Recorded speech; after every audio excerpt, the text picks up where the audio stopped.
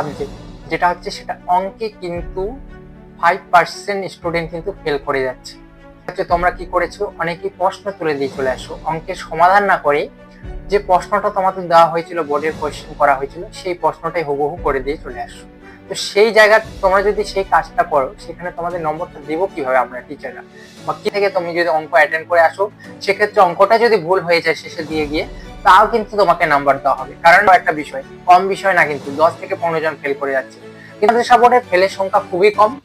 কিন্তু আমি যতটুকু খাতা দেখলাম বা স্যারেরা দেখেছে, সেখানে কিন্তু 90ও পেয়েছে অনেকে। 90 বিষয় হচ্ছে ফিজিক্যাল সায়েন্স। ফিজিক্যাল সায়েন্স অনেকেই ভাবে কঠিন সাবজেক্ট, কিন্তু না বন্ধুরা, ফিজিক্যাল সায়েন্সের সবচেয়ে বেশি তোমাদের নম্বর উঠছে। কারণ আমি দেখে বুঝতে পেরেছো আজকের ভিডিওটা কি রিলেটেড হতে চলেছে। তো এই ভিডিওটা আমি কয়েকদিন আগেই পোস্ট করার কথা ছিল, কিন্তু সময়ের জন্য, সময়ের অভাবে, কাজের ব্যস্ততার কারণে কিন্তু ভিডিওটা দিতে পারছিলাম না।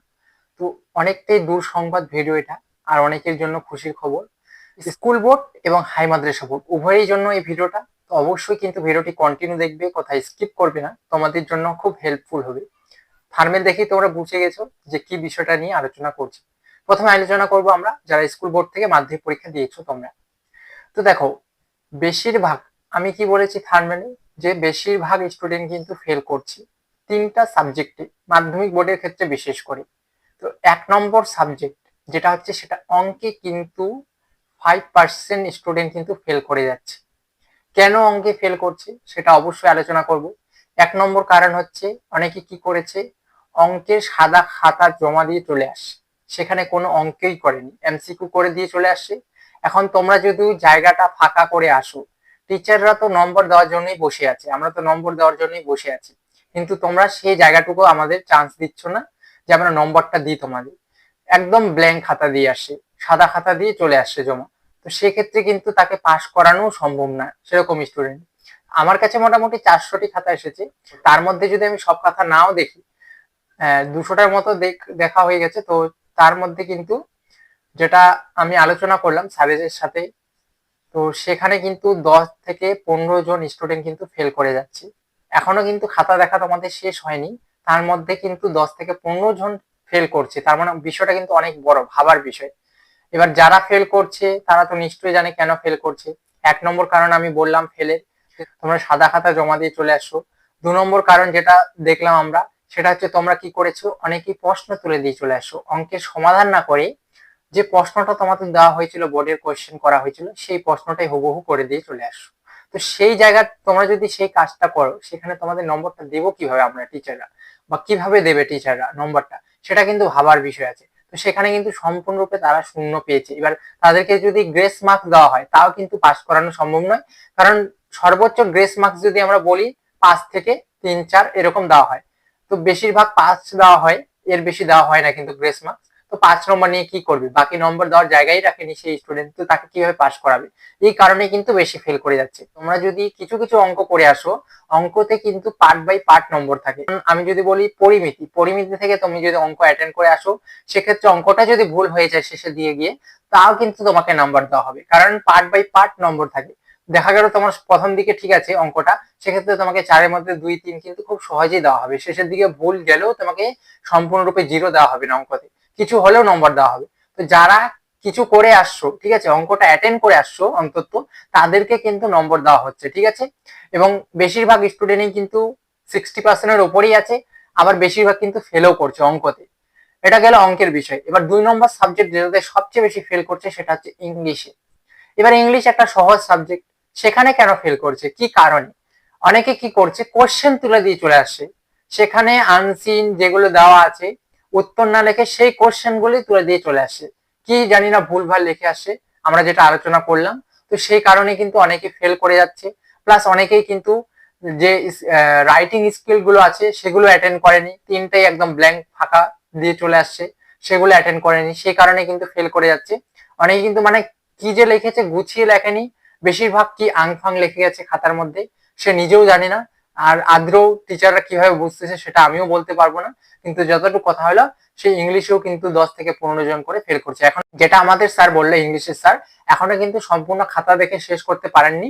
তার মধ্যে কিন্তু 250 খাতা দেখার পরেও দেখা যাচ্ছে যে 250-র মধ্যে 10 থেকে 15 জন ফেল করছে, মানে ভাবার বিষয়। 10 থেকে 15 জন কিন্তু অনেক বড় একটা বিষয়, কম বিষয় না কিন্তু। 10 থেকে 15 জন ফেল করে যাচ্ছে, কিন্তু যাদের নম্বর 21, ঠিক আছে, 21+, ধরে নাও 25 তোমার পাস মার্ক, কিন্তু 21 উঠছে, সেক্ষেত্রে কিন্তু তুমি পাস করে যাবে, তোমাকে কিন্তু গ্রেস মার্কস দেওয়া হবে। তো যাদের 21 নম্বর হচ্ছে বা 21-এর একটু কম হচ্ছে, তাদেরকে কিন্তু পাস করার সম্ভাবনাটাই বেশি, তাদেরকে পাস করানোর পুরো চেষ্টায় আছে টিচাররা। কিন্তু যারা ব্ল্যাঙ্ক খাতা দিয়ে আসছে, কিছুই লেখেনি, আংফাং লিখে আসছে, কোয়েশ্চেন তুলে দিয়ে আসছে, তাদেরকে কিন্তু ফেল করানো হচ্ছে, ঠিক আছে, এটাই কিন্তু বাস্তব। নেক্সট 3 নম্বর সাবজেক্টে যেটা বেশিরভাগ ফেল দেখা যাচ্ছে, সেটা হচ্ছে আমাদের ফিজিক্যাল সায়েন্স। ফিজিক্যাল সায়েন্সে অনেকেই কিন্তু ফেল করছে, কি কারণে? বানিয়ে লিখছে। ফিজিক্যাল সায়েন্সে কি বানিয়ে লেখা যায় সেটা তোমরাই বলো। ফিজিক্যাল সায়েন্সে বানিয়ে লিখছি, জানি না কি মন গড়া কাহিনী লিখে দিয়ে চলে আসছে, প্লাস এমসিকিউ গুলো কি করেছে, সবগুলোই এ অপশন দিয়ে চলে আসছে, সবগুলোই বি দিয়ে আসছে, এইভাবে তো সবচেয়ে বেশি নম্বর কাটা যাচ্ছে। এমসিকিউ জানি না কি করে দিয়ে আসে, তার মধ্যে আবার বড় কোয়েশ্চেন গুলো, যেগুলো রং কোয়েশ্চেন পার্ট থাকে, সেগুলো সম্পূর্ণ বানিয়ে লিখে দিয়ে চলে আসছে বেশিরভাগ স্টুডেন্ট। সেই জন্য কিন্তু ফিজিক্যাল সায়েন্সও কিন্তু 5 থেকে 10 জন করে ফেল করে যাচ্ছে, আপাতত যে আপডেটটা এসেছে আমাদের হাতে। তো এই কারণেই সবচেয়ে বেশি ফেল করছে। আবার কিছু কিছু স্টুডেন্ট আছে যেগুলো খুব ভালো নম্বর পেয়েছে, ঠিক আছে, আউট অফ 90-90-র মধ্যে কিন্তু 80-85 এরকম কিন্তু পেয়েছে। এখনো পর্যন্ত কিন্তু 90-তে 90 কেউ পায়নি, কিন্তু 80 ঘর অব্দি আছে, ঠিক আছে, যতটুকু আমরা কথা বলে দেখলাম। এবার আসে হাই মাদ্রাসা বোর্ডের। হাই মাদ্রাসা বোর্ডের ফেলের সংখ্যা খুবই কম।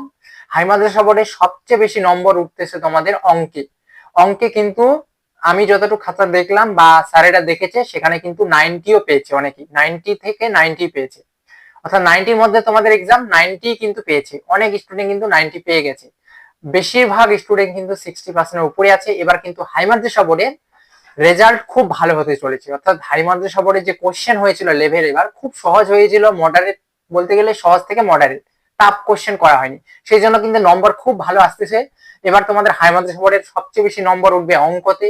নেক্সট যেটা সাবজেক্ট সেটা হচ্ছে ফিজিক্যাল সায়েন্স। ফিজিক্যাল সায়েন্স অনেকেই ভাবে কঠিন সাবজেক্ট, কিন্তু না বন্ধুরা, ফিজিক্যাল সায়েন্সে সবচেয়ে বেশি তোমাদের নম্বর উঠছে, কারণ ফিজিক্যাল সায়েন্সে একটু লিখলেই, ঠিকঠাক লিখলে ফুল নম্বর দিচ্ছি, কোনো নম্বর কাটতেছে না, একদম ফুল নম্বর। দেখো তোমার 2 মার্কসের যেগুলো কোশ্চেন আছে, সেগুলো 2-এর মধ্যে 2 দিচ্ছে, যারা পয়েন্ট করে লিখেছে 2, তাদেরকে কিন্তু 2-এর মধ্যে 2 নম্বর দিচ্ছে। সেক্ষেত্রে ফিজিক্যাল সায়েন্সে 3 নম্বরের কোশ্চেন গুলো আছে, সেগুলো কিন্তু 3 নম্বরের মধ্যে 3 নম্বরই দিচ্ছে। অর্থাৎ ম্যাথমেটিক্স এবং ফিজিক্যাল সায়েন্স খুব ভালো নম্বর আসতে চলেছে তোমরা যারা হাই মাদ্রাসা বোর্ড থেকে রয়েছো। কিন্তু হাই মাদ্রাসা বোর্ডের একটা সাবজেক্টে খুব দুর্বল দেখা গেছে, সেটা হচ্ছে বাংলা।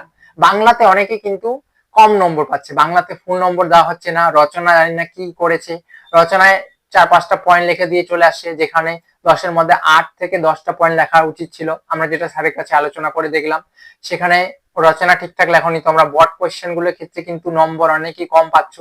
প্লাস এমসিকিউ তো ঠিক আছে, কিন্তু এসিকিউ পার্টটা কিন্তু খুব খারাপ করেছে এবার ছাত্রছাত্রীরা বাংলার ক্ষেত্রে। সবাই না, কিন্তু অনেকেই ছাত্রছাত্রী আছে যারা এসিকিউ পার্টটাকে অনেক মন গড়া, অর্থাৎ মনের কাহিনীর মতো লিখে দিয়ে চলে আসে বানিয়ে বানিয়ে। এসিকিউ পার্ট বাংলার কিন্তু সেরকম না, টু দা পয়েন্ট আনসার করতে হবে, সেখানে হাফ পেজ 1.5 পেজ এইভাবে এসিকিউর উত্তর করে দিয়ে আসে, কি জানি না আংফাং করে লিখে দিয়ে চলে আসে, সেখানে কিন্তু সম্পূর্ণরূপে কেটে দেওয়া হচ্ছে। অর্থাৎ বাংলা সাবজেক্টে একটু কিন্তু খারাপ হয়েছে তোমাদের, যেটা ওভারঅল গড় হিসাব করে দেখা যাচ্ছে। কিন্তু এতটুকু বলবো, কিন্তু হাই মাদ্রাসা বোর্ডের রেজাল্ট খুব ভালো হতে চলেছে। আর যারা ভাবছো যে র্যাঙ্ক করবে বা তোমাদের কত নম্বর আসতে পারে, অবশ্যই কমেন্ট বক্সে কমেন্ট করবে। এবং তোমরা আগামীতে কোন সাবজেক্টের রিভিউ চাও সেটাও কমেন্ট করবে কমেন্ট বক্সে, তাহলে দ্রুত আমি নিয়ে আসবো। এবং অঙ্কর রিভিউ নিয়েও আসবো। আপাতত রিভিউ করা যাচ্ছে না, কারণ খাতা চেক করা হচ্ছে। দেখো যখনই চেক করা শেষ হয়ে যাবে সমস্ত কিছু, তখনই কিন্তু তোমাদেরকে রিভিউ দেবো যে অঙ্কে কেমন নম্বর উঠছে। কিন্তু যতটুকু আমি চেক করলাম, অঙ্কে কিন্তু খুব ভালো নম্বর আসতে চলেছে তোমাদের। আমার কাছে 400 খাতা যতটুকু এসেছে, ঠিক আছে, তো তার মধ্যে সম্পূর্ণ খাতা না দেখা হলেও কিন্তু বেশিরভাগ যেগুলো দেখা হয়েছে সবাই কিন্তু 60% উপরে আছে, আউট অফ কিন্তু 90ও আছে। তো খুব ভালো নম্বর আসতে চলেছে। দেখা হচ্ছে কোনো নেক্সট ডেতে এরকম গুরুত্বপূর্ণ ভিডিও নিয়ে। সবাই ভালো থাকবে, সুস্থ থাকবে, দেখা হচ্ছে পরবর্তী ভিডিও।